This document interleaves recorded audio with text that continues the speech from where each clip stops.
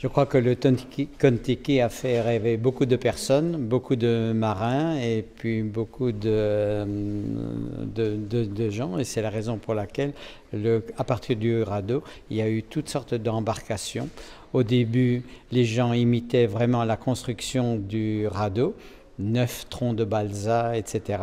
Et puis, je crois qu'au fur et à mesure du temps, on s'est rendu compte qu'il y avait d'autres bateaux à l'ancienne qui devaient être reconstruits, et c'est la raison pour laquelle il y a eu des bateaux en roseau ou des bateaux qui ont été construits selon des plans très très anciens.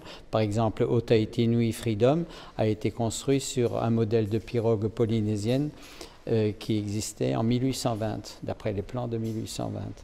Donc c'est comme ça qu'il faut voir les enfants du Kon-Tiki.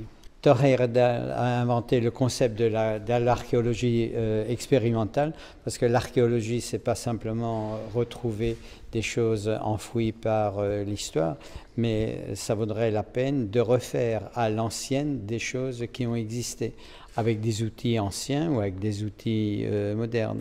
Et c'est comme ça que les Hokulea, par exemple, il a été construit sur un modèle de pirogue traditionnelle, mais avec de la fibre. Donc c'est quelque chose qui joue sur les deux tableaux. Hokulea ou bien Fa'afafite, ce sont des bateaux modernes, construits à l'ancienne, mais qui naviguent avec des techniques anciennes, c'est-à-dire avec l'observation des étoiles, etc.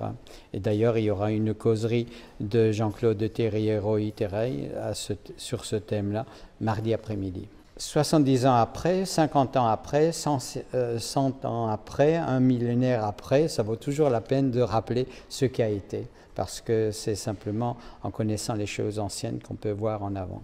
Thor Heyerdahl, à l'invitation sur les idées du chef de Papeno Terrier-Roy-Terreil, eh bien, il est allé à Fatu'iva. À Fatu'iva, il s'intéressait aux insectes. Et il y a une collection d'insectes au musée du Kon-Tiki à ce sujet.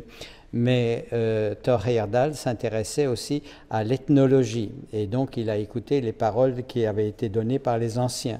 Et ce sont des anciens de Fatu'iva qui lui ont raconté une histoire de Tiki, du Tiki qui serait venu de l'Est, c'est-à-dire du soleil levant. Et quand Thor Heyerdahl et sa jeune femme ont fait leur temps un peu de solitude, eh bien, il a rêvé devant la belle houle du Pacifique qui vient de l'Est, et c'est comme ça qu'il y a eu cette idée. Pourquoi est-ce que les Polynésiens ne seraient pas venus? C'est une idée, eh bien, prouvons-le, et c'est ça l'archéologie expérimentale.